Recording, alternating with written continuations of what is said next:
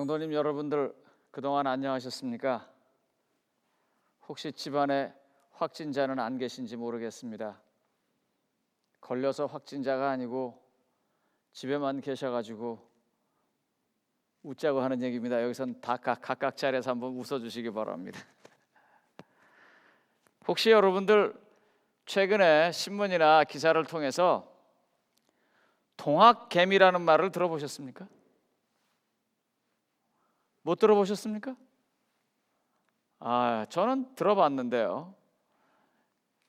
지금 세계 경제가 발전보다는 아마 침체 국면으로 들어갈 것이다. 또 미국이 여신을 지금 무제한으로 늘여놓고 있기 때문에 또 기축통화로서의 달러가 강세를 보일 수 있는 이런 상황이 되기 때문에 소위 말하는 신흥 국가들로부터 자본이 빠져나가서 이제 돌아가고 있습니다. 그래서 한국의 증시가 많이 내려가고 그것 때문에 한국의 좋은 회사들의 우량주가 내려가니까 그걸 내려가면 사야겠다라고 예탁금을 집어넣고 기다리는 사람들이 얼마나 많은지 그 돈이 거의 30조 정도 된답니다. 전 사실 그렇게 큰 돈이 어떤 건지 개념도 서지 않습니다. 그런 사람들을 동학개미라고 부릅니다.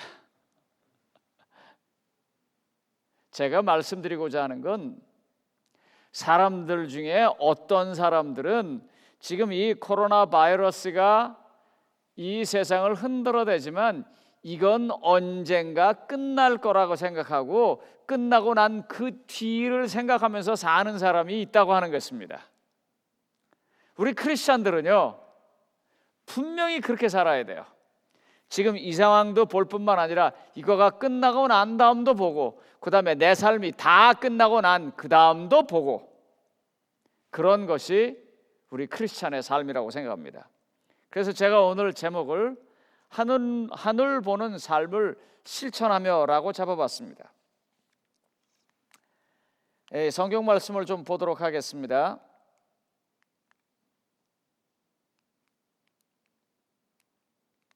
이게 왜 잘 안 넘어갑니까? 이게 이렇게 하면 on이고 이렇게 하면 넘어가야 되는데 이제 넘어갑니다. 예. 자, 오늘 성경 본문은 우리 어린이 예배 시간에 우리 정 목사님께서 아주 잘 설명을 해주셨는데 예수님하고 베드로와의 얘기입니다.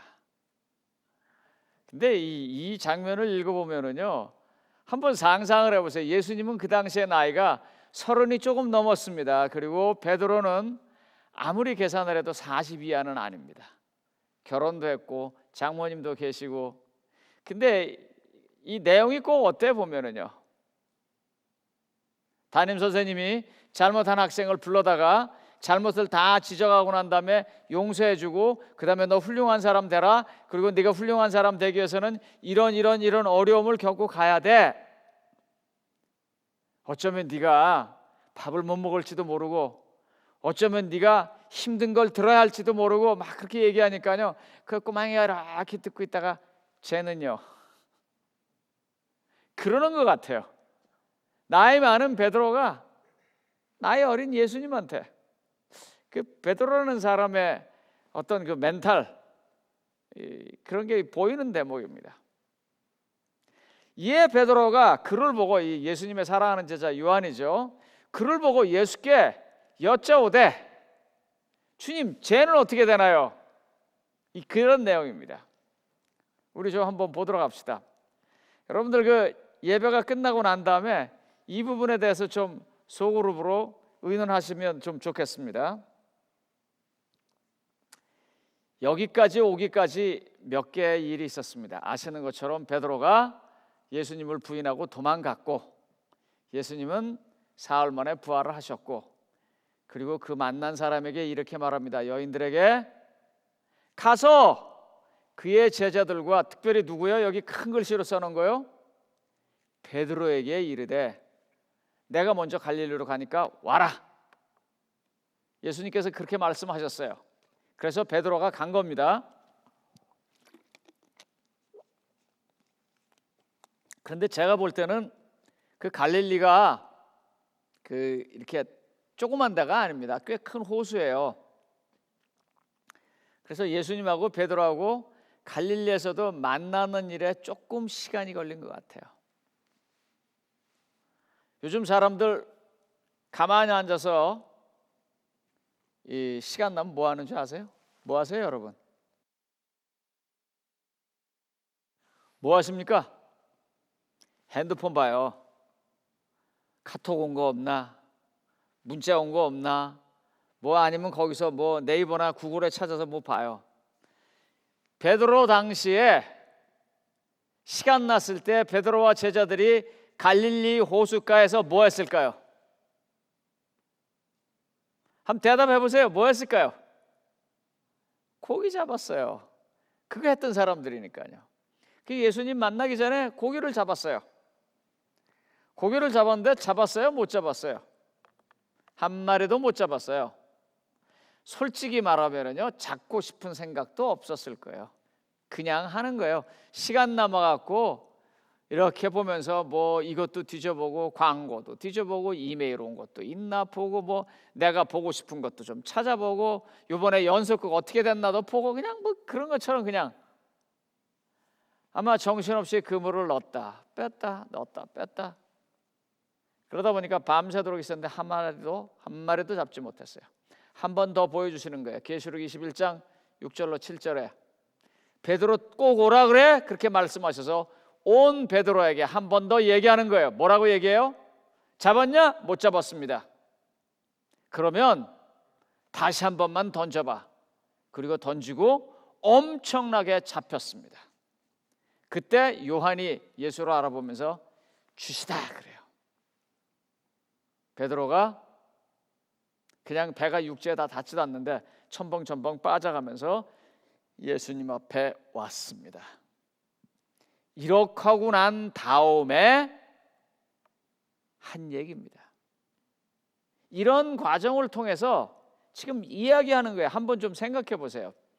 왜 베드로가 거기서 아무 느낌 없이 영혼 없이 그렇게 그물을 넣었다가 뺐다가 넣었다가 뺐다 했을까요? 왜 그랬을까요?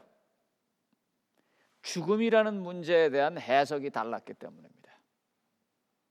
예수님은요 항상 뭐라고 말했냐면 인자가 예루살렘에 가서 서기관들과 제사장들에게 잡혀서 죽을 거야. 그리고 사흘 만에 부활할 거야 라고 이야기를 했습니다. 그리스도가 고난을 받고 3일 만에 죽은 자 가운데서 살아날 것이다 라는 얘기. 근데 이게 딱 막혀 있어요. 죽음은 끝이다 라고 하는 이 인간의 완전하게 이 철통같이 막혀 있는 이 이론에 이 말씀이 막혀 있어요. 자기 꿈이라고 생각하고 자기 소망이라고 생각했던 예수님이 죽고 난 다음에 예수님이 한 말은 다 생각이 안 나고 무덤 속에 들어가신 예수님만 생각나는 거예요. 지금 베드로를 특별히 부르셨고 거기서 고기를 많이 잡게 하신 그런 모든 것들은 사흘 만에 살아난 그리스도라는 것, 그리고 이것은 시작이라는 것, 이제 영광의 시작이라는 것, 그 얘기를 하고 있는 중이에요. 지금 그러려고 또 불러서 다시 이야기하는 것입니다. 하나님 나라의 입구가 열려 있고 하늘나라에서 보이는 그 광채가 들어오는 거예요. 그걸 지금 베드로에게 보여주면서 이야기를 하는 거예요. 예수님께서 맨 마지막에 뭐라고 말하냐면 너희는 이 모든 일의 증인이라 라고 말해요. 너희는 이 모든 일의 증인이라. 이걸 지금 베드로가 알아야 돼요. 그래서 그 얘기 다 하고 난 다음에 이제 오늘 본문이 나온 거예요. 무슨 얘기요? 네가 나를 사랑하느냐? 나를 사랑하느냐? 사랑합니다. 정말 사랑합니다. 정말?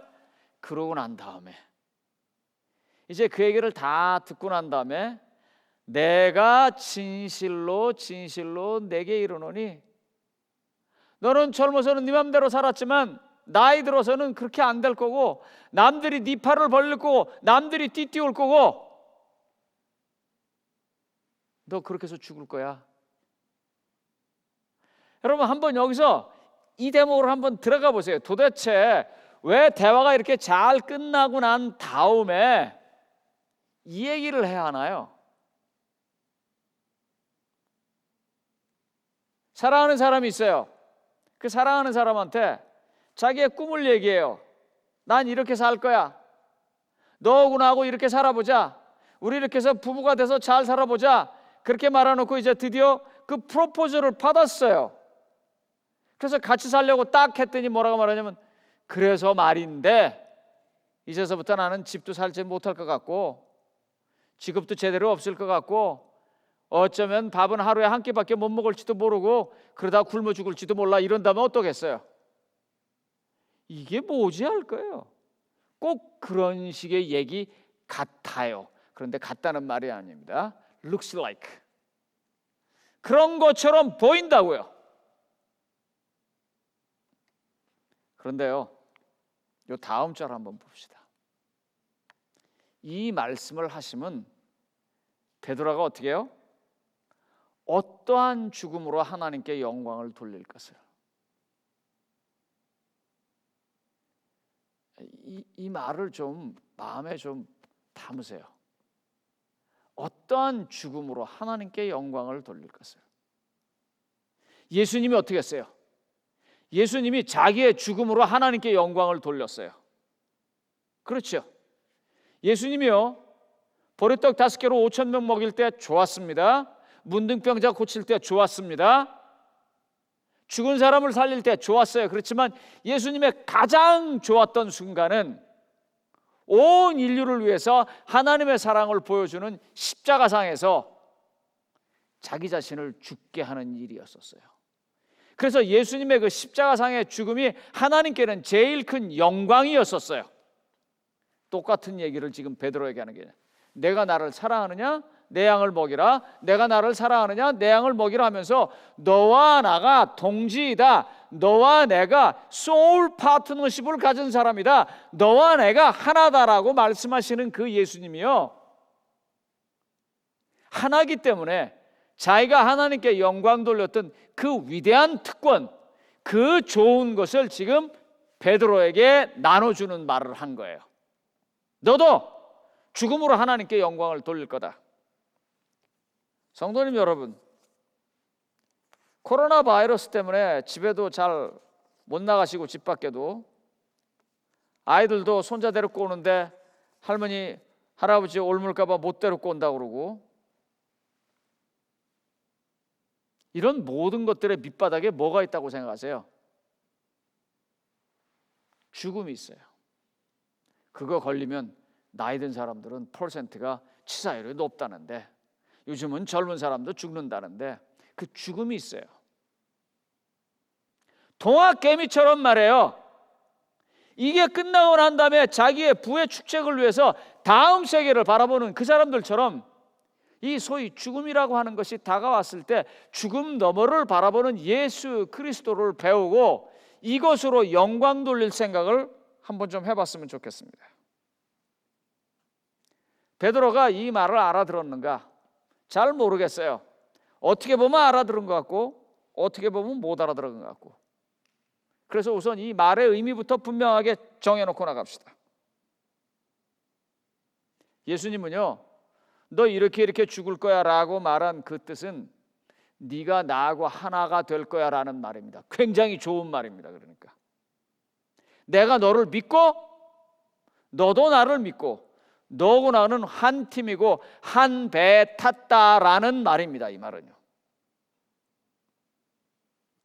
너도 나처럼 살 거고 너도 나처럼 죽을 거고 그래서 너도 나처럼 부활할 거야. 이 말을 어떠한 죽음으로 하나님께 영광을 돌릴 것을 말함이라고 말한 것입니다.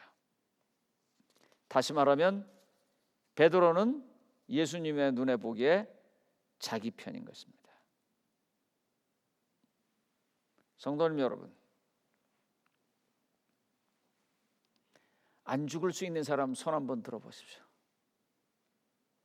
죽음을 피해갈 수 있는 사람 손 한번 들어보세요. 이거 반드시 해야 하는 건데 지금 예수님이 꼭 해야 하는 그 부분으로 하나님께 영광 돌릴 것을 이야기하는데, 그거 나한테 얘기하면 얼마나 좋겠어요.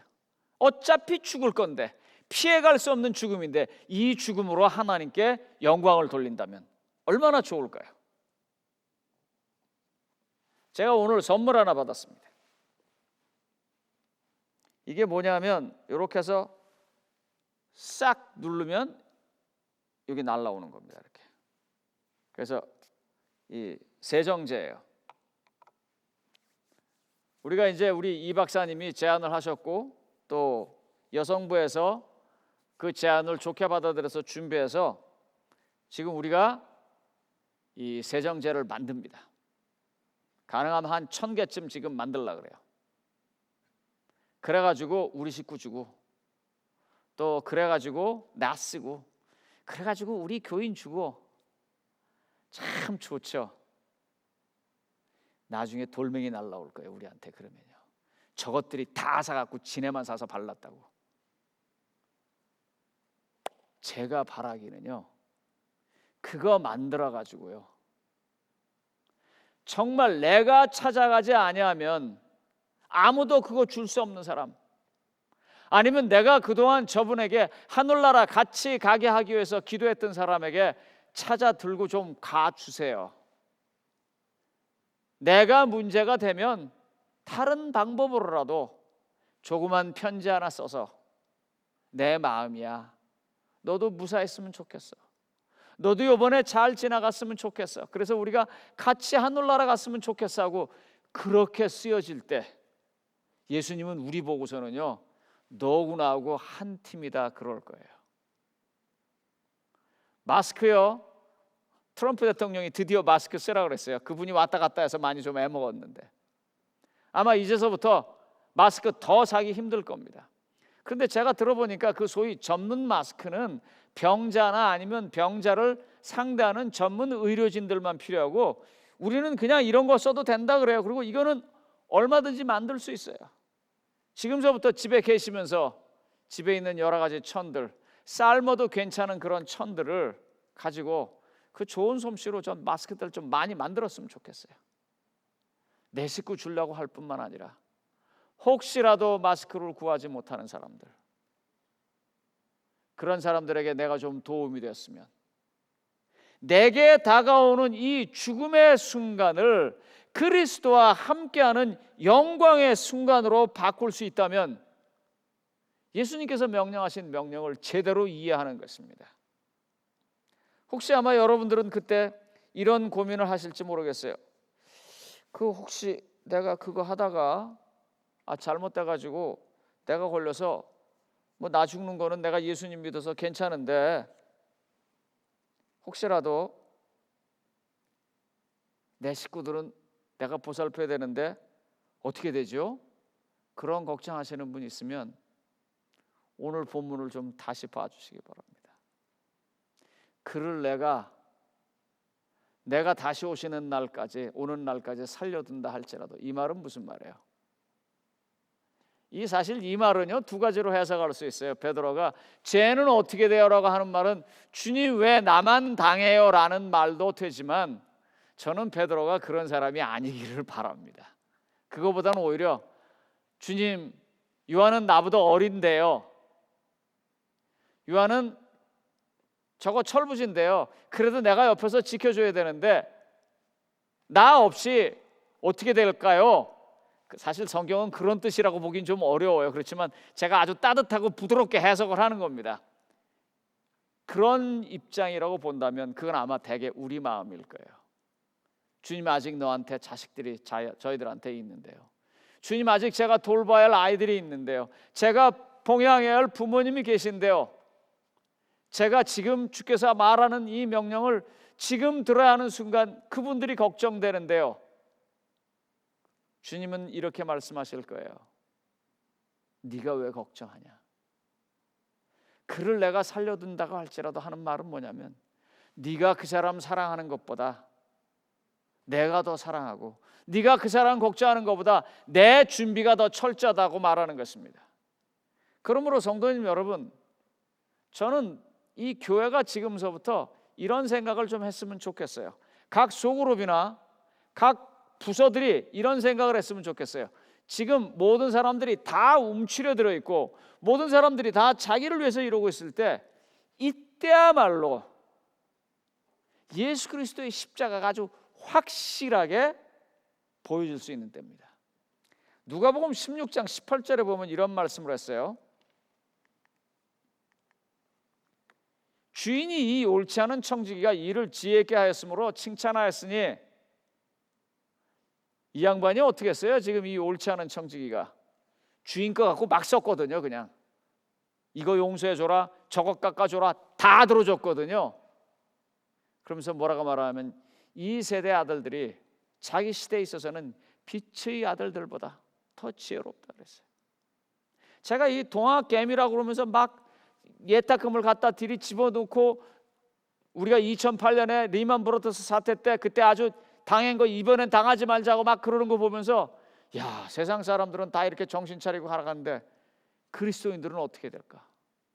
저는 어제 이충환 목사님 설교 가운데 확진자, 이 사도 바울을 향해서 저건 연병이라, 옛날 성경이 그랬어요. 요즘 성경엔 전염병이다 그렇게 말하는데, 그 말이 요즘 말하면 이 코로나 바이러스다 그런 말이에요. 그 사람하고 마주치기만 하면 병이 걸리는 거예요. 그런 것처럼 요번에야말로 정말 크리스찬들이 제대로 된, 정말 코로나 말도 그렇잖아요. 이 왕관, 예? 그리스도의 이 코로나 은혜의 왕관을 쓴 그런 사람들이었으면 좋겠어요. 요번에. 그래서 사람들이 다 이런 거 걱정하고 저런 거 걱정하고 이거 챙기려고 그러고 저거 챙기려고 할 때 자기의 소중한 것 하나를 가지고 그 사람과 나누면서 그리스도의 보혈의 바이러스가 말입니다. 그리스도의 은혜의 말씀이 전달됐으면 좋겠어요. 제가 어떤 미국인한테 편지를 한 장 썼어요. 제가 편지를 이렇게 썼어요. 내가 당신을 위해서 항상 기도해 온 건 아닙니다. 하지만 요즘 사람을 많이 상대해야 하는 당신은 참 걱정이 될 것 같아서 내가 오늘은 당신을 위해서 기도합니다. 그리고 앞으로도 내가 생각날 때 좀 기도를 하겠습니다. 아파트의 매니저로 일하는 어떤 분입니다. 제가 그분에게 그런 편지를 하나 보냈어요. 그분이 곧바로 저한테 연락이 왔어요. 자기가 그 편지를 받고 가슴이 막 뛰었대요. 누군가 자기를 위해서 기도해 주니까. 이 사람은 계속 사람을 만나야 되거든요. 얼마나 겁나겠어요. 만날 때마다 누군지도 모르는 사람을 만나는데. 그런데 그분을 위해서 하나님의 보호하심에 함께 해달라고, 자기 교회 나가는 사람도 아니고 자기와 같은 언어를 쓰는 사람도 아니고 잘 알지도 못하는 내가 기도해 준다고 하니까. 성도님 여러분, 이번 기회에요, 우리의 교회 모든 부서들과 모든 활동들이 우리를 지키고 우리가 잘 사는 일에 머무르지 아니하고 다른 걸 좀 생각해 보자고요.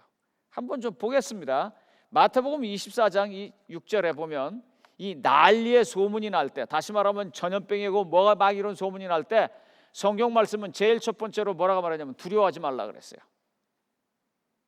생명은 하나님한테 달려있으니까 두려워하지 말라. 두 번째로 이게 중요해요.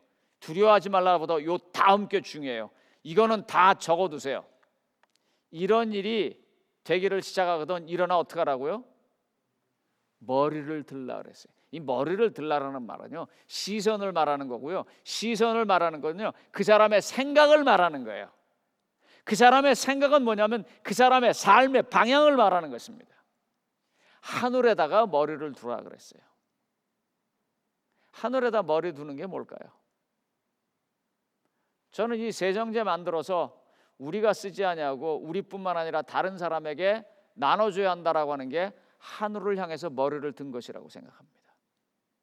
마스크도 그렇게 한다는 게, 어떤 분이 카톡에 그걸 올렸는데 너무 좋았습니다. 쌀이 없었는데 누군가가 자기에게 여유분이 있다고 나눠줘서 너무너무 고마웠다고. 지금은 그럴 때입니다. 뭘 지키고 끌어안고 이렇게 살 때가 아니라 내 소중한 것을 나눠가면서 그 사람들에게 하나님의 사랑을 전할 때입니다. 그게 일어나 머리를 드는 것입니다. 제가 오늘 마지막 찬미를 뭐 부르게 했는지 대호 형제 아세요? 오늘 찬양하시는, 예? 우리가 마지막 찬미 뭐 부르기로 했어요? 주 예수보다도 귀한 것은 없는데 우리가 이 예배가 이제 말씀이 끝나면 마지막 찬미로 주 예수보다도 귀한 것은 없네, 그 찬미를 부를 거예요. 제가 항상 우리 대호 형제한테 그래요. 대호 형제, 찬양할 때 잘하는 거 아니야.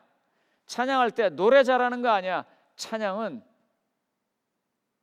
곡조에 담긴 내 마음의 고백이고 기도야.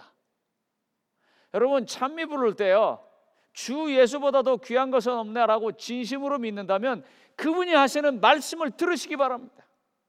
두려워하지 말고 머리를 하늘로 들고 우리의 시선을 예수님에게 맞추면서 그분이 말씀하신 거, 혹시 죽더라도 그 죽음으로 하나님께 영광을 돌리라고 베드로에게 하는 그 말이 우리 말이 되기를 바랍니다. 그래서 지금 세상 사람들이 다 두려워하고 힘들어할 때 우리야말로 이때야말로 정말 그리스도의 복음의 빛이 온 세상에 전달될 시기라고 생각하고 생각을 바꿔서 주님 뜻대로 한번 살아보시기 바랍니다. 우리가 가장 소중하게 생각하는 것들 주의 이름으로 나눠지기 시작할 때 모든 담들이 무너지기 시작하면서부터 하나님께 영광에 돌리게 될 것이고, 혹시 다 나눠져서 우리가 죽는다면 그건 하나님 앞에 우리의 죽음으로 영광을 돌리면서 우리가 일생을 끝맺는 것이 될 것입니다. 그러면 그분이 부활하는 것처럼 우리도 부활할 것이고, 그분이 하늘나라에 가는 것처럼 우리도 하늘나라에 가게 될 것입니다. 성도님 여러분, 오늘 어느 곳에 계시든지 누구와 함께 하시든지 이 문제에 대해서 진지하게 의논해 보시고 진지하게 기도해 보시고, 그리고 자기의 입장에서 할 수 있는 삶의 변화가 꼭 있게 되기를 바라면서 오늘 말씀을 마치겠습니다.